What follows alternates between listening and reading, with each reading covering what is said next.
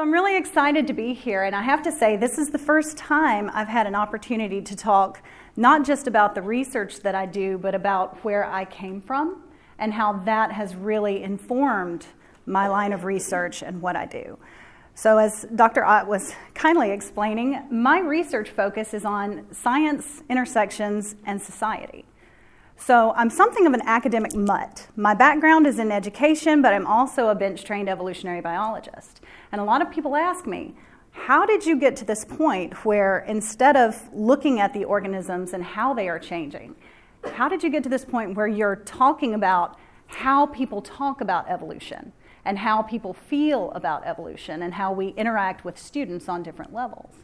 And so when I was asked to do this talk, I had to really sit down and put my own perceptions to paper in a way that I haven't done in a very long time. My primary focus in research is looking at how we learn about evolution because in the public it is seen as a very controversial topic. Now we know in the sciences it's not controversial. It's probably one of the most substantiated theories in science that exists. But yet, when we walk into a classroom or even a conversation over lunch with our friends, the mere mention of the word evolution can shut everything down in just a second. Why does that happen? And how do we mitigate that? That has really become the central focus of everything that I do in my research agenda. Because if we can dismiss the most substantiated theory that unifies across all sciences, what is that going to do to our scientific literacy as a society when we can't even have conversations about the points about which we feel conflict? I like to tell everybody this. I come with a little bit of a disclaimer. I grew up in an evangelical ministry family, Methodist on one side and Southern Baptist on the other. You're going to feel a little bit of that once I get excited because I get a little bit louder and a little more animated. So just be warned. Take a breath and move with me. So storytelling has always been something very powerful to me as a Southerner. As we say, storytelling is relatively cheap. It's easy to come by, and so that is how we entertain ourselves. So hopefully through tonight, you can see a little bit of where I come from and why this matters to students who, like me, didn't have the best experience learning evolution. So let me ask you something. How many people in here learned about evolution in high school? Raise your hand, please. Wow, look around. Fewer than half of the people in the room raised their hand. How many people in here maybe heard the word evolution sometime in middle school or high school, but there was a negative connotation added to it? Perhaps your teacher refused to teach it. It was mentioned in the textbook. So it's not uncommon. Did you know that in the South, students are 84% less likely to accurately learn about evolution than anywhere else in the country? And by South, we're going to define that as everything from Texas up to South Carolina, because if they don't have sweet tea and good barbecue, they no longer count as the South, right? And then somewhat Florida, they're kind of meandering out of the South as we go. Students in the South are also 10 times more likely to specifically encounter conflict in the classroom. So I can tell you this. I said before, I grew up in an evangelical Southern family. My family's in the ministry. Gideons, deacons, preachers, a little bit of everything. Very devout upbringing. Church is my family. It's my culture. And I know that many people in the South have that same background. It's not just a place you go. It's a part of who you are. So when the doors were open, we were there, right? We went to dinners on Wednesdays. We had GAs and RAs on Wednesdays, or Awana. We had church camps. We had services 3 times on Sunday. If you played a sport, you played for your church team. Everybody was sponsored, right? And so the entire sense of community centered around church family. And by family, I mean that with the utmost sincerity, because it is your family. It is something that is a part of who you are, what you think, and who you become as you meander through your life. So I get to high school, and I was a fairly good student, sort of, right? And I get to this biology class with this teacher that I absolutely loved. I was so excited about her class. It was so amazing. And we get to this point in the textbook where there's this chapter about Earth age and this thing called evolution. Well, I kind of heard the word evolution before. It was not something we really talked about, but I'd heard it. And she stood up in the class, this person who I so greatly admired, and she said, the next section of the book covers evolution, but we're not going to talk about that. We're going to skip to the next unit because evolution does not align with what I believe, and we're not going to talk about it. And that was it. In my honors biology class, that was my experience with evolution. Now, the great thing about me, and by great I say that very easily, is that I was raised by some amazing, strong Southern women, all of whom were teachers, devout on their faith, dedicated to their families, ran their households and their jobs like pros. Nothing could shake these women, and they taught me to question everything. No limits. Amazing women. And at the same time, they fostered in me this absolute sponge-like desire to learn and to grow and to understand. And so I was lucky, so much luckier than so many kids that I've worked with, that when that stopping point came in the book and she said no, I turned the page and started to read. And as I read, what I saw made sense. Descent with modification. Unity in all living things. I looked at the evidence, and it was logical. Nothing earth-shaking, nothing terrifying. But then I tried to talk to the people I love about it. And there was unadulterated terror on their faces. Terror. Because evolution was seen as so different from what our belief system posited that it was not even a conversation we were able to have at that time. Now, just stop for a minute and let that wash over you. You're excited about something new. You've learned something great. And then you realize you can't talk to your community about something that is exciting you. How does that make you feel? Confused? Yeah? Nervous? Different? Maybe on the outer edges? And all of that happened. Now, I tell you that part of my background because a lot of my research has centered on understanding these different factors that come into play and how they impact students, teachers, families, communities, churches, everyone, and how to engage conversations that allow for thinking to happen in conflicting spaces. I didn't realize at that time how important that experience would be later on in my life. It's something I tabled for a very long time. Didn't think about it, didn't do anything with it. Then years down the road, I'm completing my doctorate in evolutionary biology and science education, and I'm working in a lab with a bunch of peers. Just like many of you probably sit around having goofy conversations with your lab mates, right? It's all serious. You write everything down. Nobody ever goofs off. And we're talking about evolution, and I happen to mention, I didn't learn about it in high school. And my lab mates' jaws hit the floor. You what? I said, oh no, we didn't talk about it. Our teacher told us it didn't line up with her beliefs, and so we never talked about it.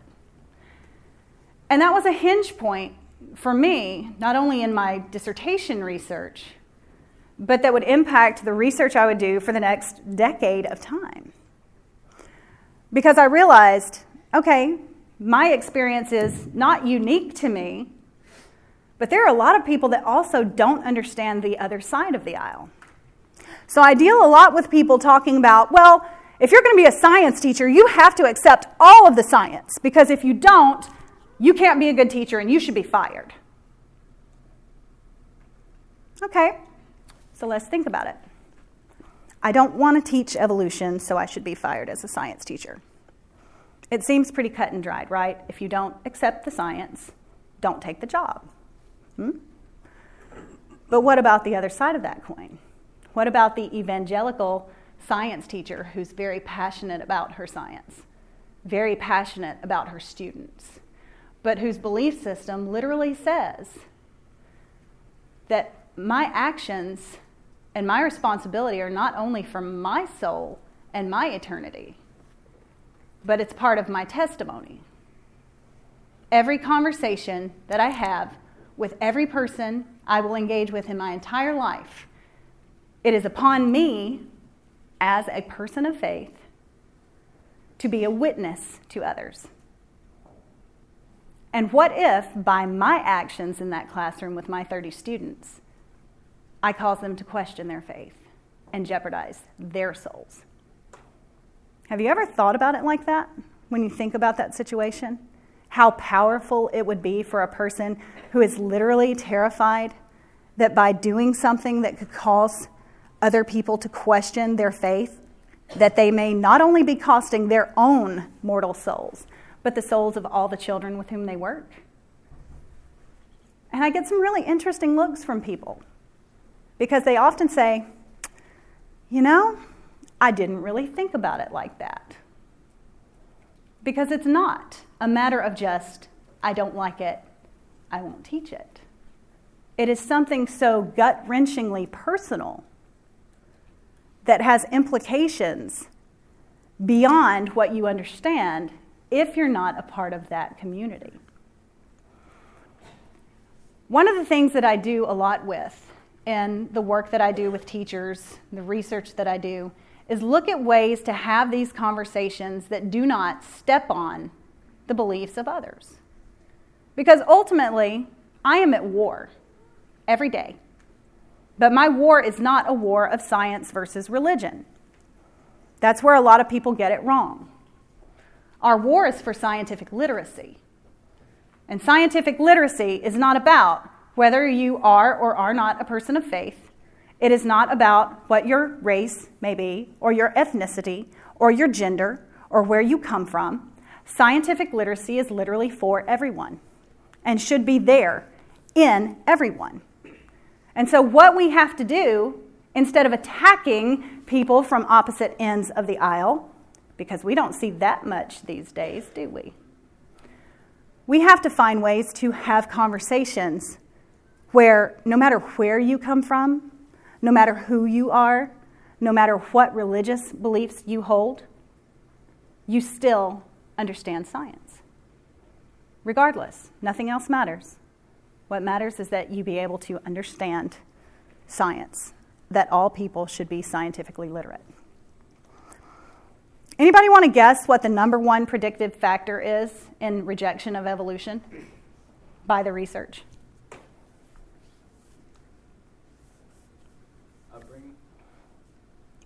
Cultural background, religious beliefs, worldview, your worldview. Worldview is an identity construct. It's part of who we are. So let's see. How many of you are big sports fans? Anybody want to raise your hand? Huge sports fans. I am a huge college football fan, and if I tell you who my team is, you may run me out the door. Roll Tide. But I went there, I have a good excuse.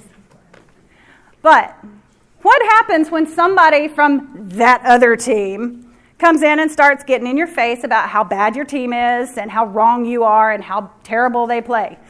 You get mad, right? You get aggravated. You start yelling back.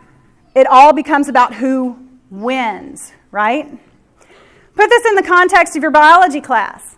You have a teacher who walks in the door and tells you, God is dead. We're doing science. We're not going to talk about that. I don't care. You're wrong. How are you going to take that? It's going to make some people really mad, isn't it? What about people that were sitting in the middle who hadn't decided yet how they felt about that topic in science or how they felt about biology in general. You're going to turn them off, right? Because I don't know about you. I don't like being yelled at that I'm wrong, especially when it's something that's important to me. But I also get pretty mad about somebody just being a jerk to other people, and I don't want to listen anymore. And yet, that's the approach that a lot of people have taken over the last almost 100 years to teaching things like evolution, knowing that there are a lot of people that are still on the fence, and knowing that there are a lot of people that get very uncomfortable with that conversation. But that's the thing. Worldview is a part of who we are. Is it my job as a professor to walk in the door and break apart your identity? No. It's not possible in a positive way to do that. But why would you want to? Why would you want to destroy something that is a very personal part of who people are, just for your own end goal? That's why these culturally responsive conversations matter. A majority of the problem that people have with evolution has nothing to do with Darwin. Has nothing to do really with evolution. It has everything to do with misunderstandings of the very basic principles of what science is and what science is not. I've learned a lot over the last decade just having conversations with the people that I love that 15 years ago I could have never had. And a lot of that stems from the fact that I've been through this so personally. I had someone break down my worldview. You know what happened? A complete crisis of faith. A complete meltdown of who I was. Because it was so much a part of me that when I experienced that, I didn't know how to deal with it. And you know what was missing? People in the middle who could navigate that with me.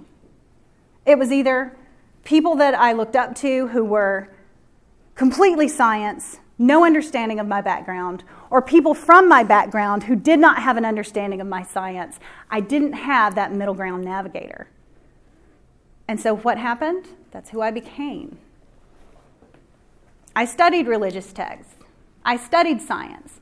I dove into both worlds head on. And I'll tell you one thing, if you really want to understand where you come from and what your faith is, lose it. And then rebuild it from the ground up, and you'll understand really and truly what you believe in and what matters to you.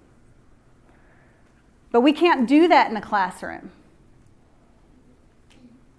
That has to be a journey that people take on their own. What we can do is facilitate the conversations that make that possible.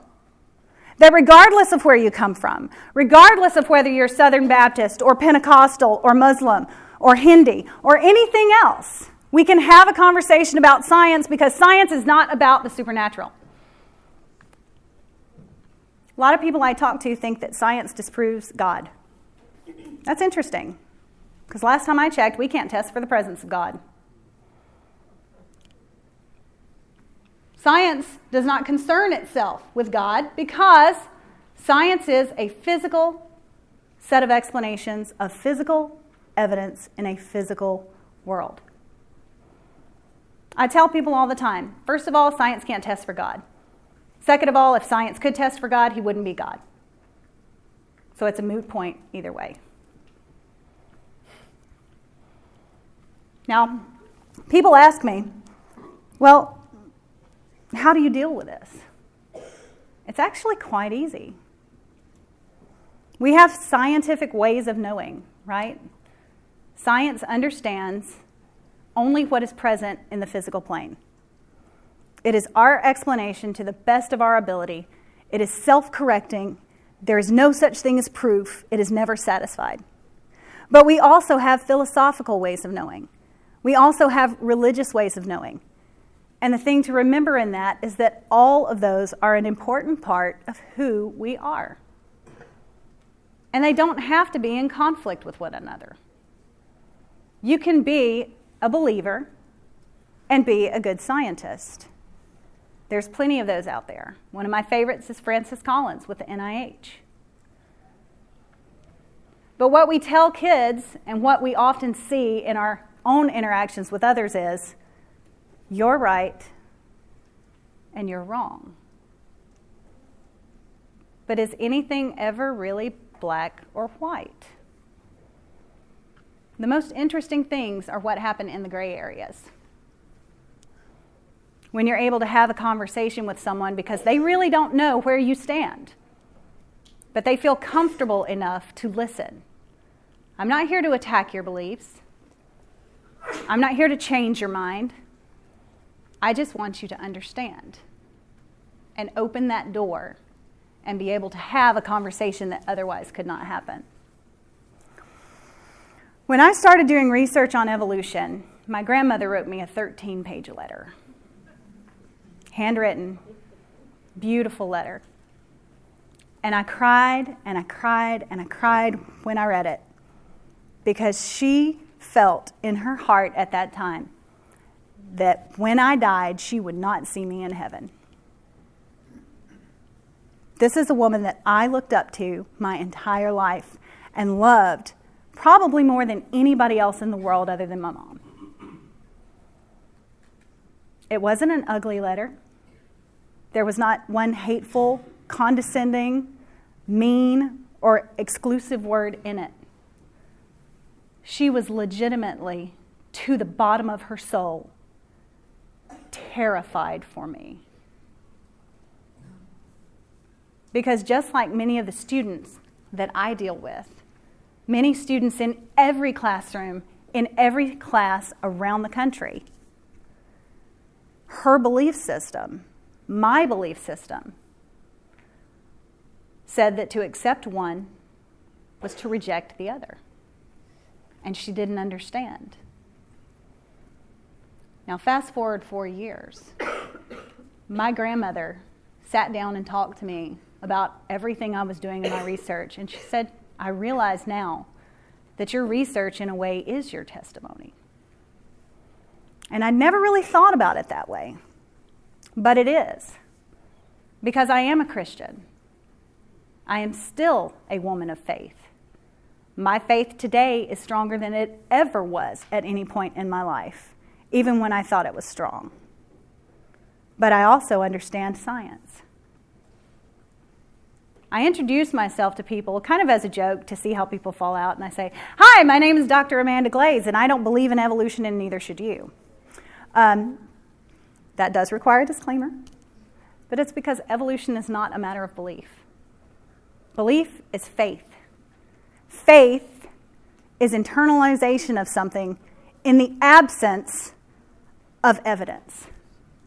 I don't require empirical proof that God exists. I do require empirical proof for my acceptance and understanding of evolution. Evolution is not a religion. It's not. You can have both. You can understand that things have changed over time, that we have descent with modification, that all living things are united in similarities and ancestry, because the evidence tells us that. And if your heart leads you to believe in God or Allah or Shiva or whoever, you can also know and feel in your heart how that connects with the physical world you live in. But it's hard to find, because the loudest voices tend to be the ones with the most ridiculous opinions. Dawkins may be a great scientist, but he's also a butthead. I said it. So I decided I wanted to be the voice for anybody that will listen. That you do not have to give up your faith to be a scientist. That you can keep your culture and keep your beliefs and be passionate about science and be a good scientist. that it doesn't matter if you are a believer or an atheist or agnostic to be a good scientist, that you can be all of the above. It's not that much different. I'm passionate about my beliefs, but I'm also passionate about my science. And I love the way that they have come together personally for me.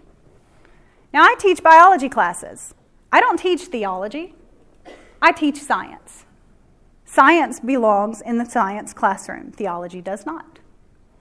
Theology happens at home, right? It's not a matter of conflating the two. It's just a matter of recognizing that anybody and everybody should understand science. That it doesn't have to be a conflict. It doesn't have to be controversial. It doesn't have to be something swept under the table because we can't talk about this at home, right? It doesn't have to be taboo.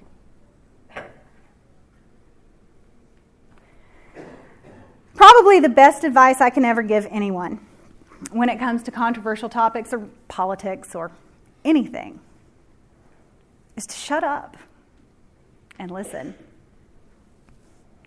If you're first willing to listen and empathize and understand others, they'll return the favor. If you look at almost anything, especially evolution, say we've got 200 people in this room. All of you over here on the far right, you get to be my hardcore evolutionists. Yay. No matter what happens, evolution it is. Some of you aren't even really sure what happens in evolution, but you know you're for it. Reality. Yay. On the other side, we have our very deeply devout believers. And some of you understand it, you've learned about it, but it makes you uncomfortable because it's not a part of your community. It's something that has always been looked at as other. But look in the middle. Where does the majority fall? It falls in the middle. So all of you could go either way depending on whether or not the experiences you have are positive or negative. And it really applies to everything that we do. So it's a matter of facilitating conversations, of understanding, of actually looking at you and really legitimately wanting to know about you. You know, where do you come from? Who influences you? What do you believe in? What are you passionate about? What are these really rich, amazing, personal things that you bring into my classroom that make up a part of who you are, and creating a space where all of that can be looked at in context of science and learning about it and being okay with it and knowing that you're not going to be judged for any of it or looked down on or pushed out.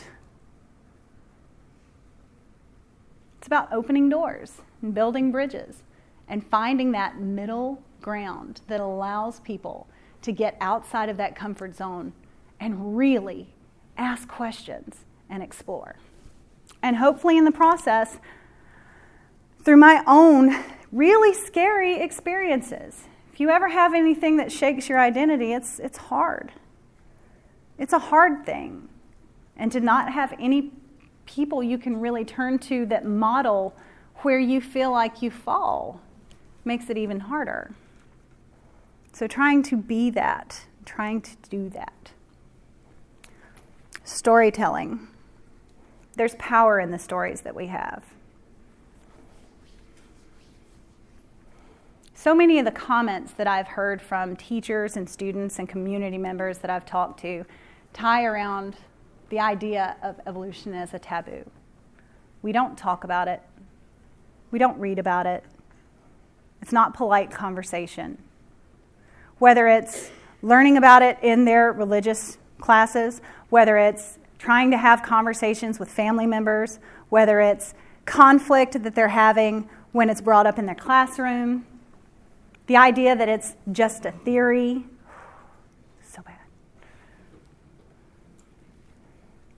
It all ties back to misunderstanding, all of it. And so much of it can be done just by opening up spaces to have those conversations. I've always loved this. Science is self-correcting. That's where all the power is in science, and that's what really excites me. You know, I told you I was taught to ask questions, to never be satisfied. And science gives me that on a daily basis. And it's beautiful and it's amazing. And I love being wrong. And when things go wrong and new things happen and I open these doors and I get so excited. But then we also have our immutable truths, the things that we hold close to our hearts. And we have to have space to understand. And we have to teach people how to cope with these things. But we don't do that. We throw them in the lion's den and just expect them to hash it out on their own. And then we wonder why, in 32 years of Gallup polls, we have really seen very little movement when it comes to acceptance and understanding of concepts such as evolution.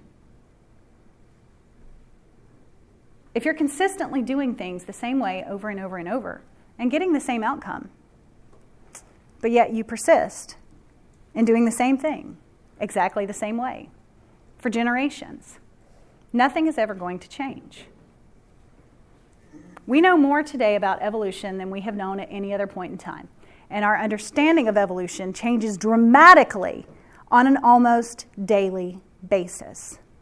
And yet it's still something we cannot have conversations about with very many people.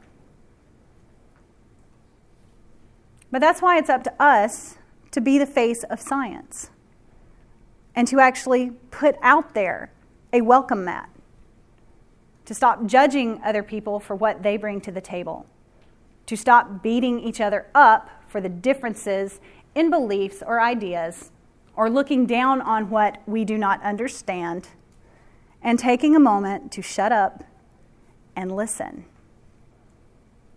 You'll be amazed what you will get back from that short investment when you put your time into listening and understanding.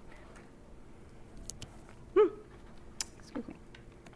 So regardless of what anybody brings to the table, the goal is scientific literacy. I want to be a voice for science because of my own experiences. I am very lucky that I came up in a family that was loving and supportive and brilliant and amazing. They raised me as a woman in faith. They gave me the tools that I needed to ask questions and to grow as a person. And they gave me the foundation that ultimately I was able to come back to after years of really and truly being a terrible pain in the butt. But a lot of people don't have that. And they hit a wall. And they wander. And they wander for a very long time. It doesn't have to be that way. We have choice. But a large part of that is being the voice and face for what you're passionate about to others. And putting out that time and that investment.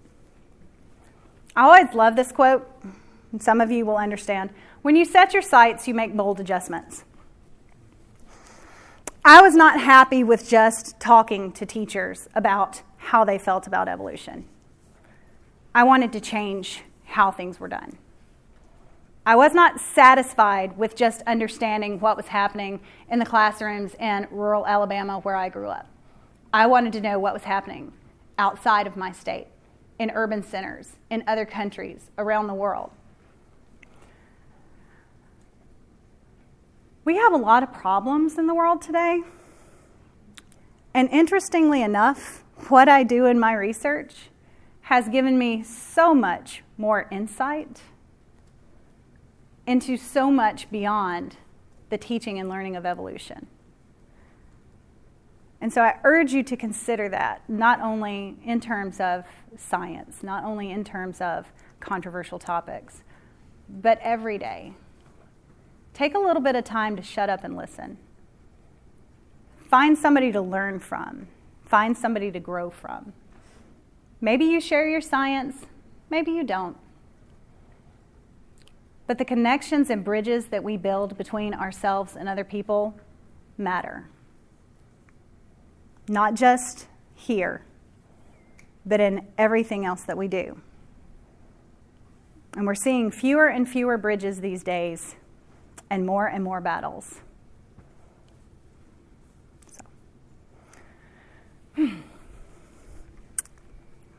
I've been lucky. Not everybody gets the opportunity to come and talk to other people about the weird things that they do in their free time, right? But I want to thank you all for coming and listening and letting me share my story.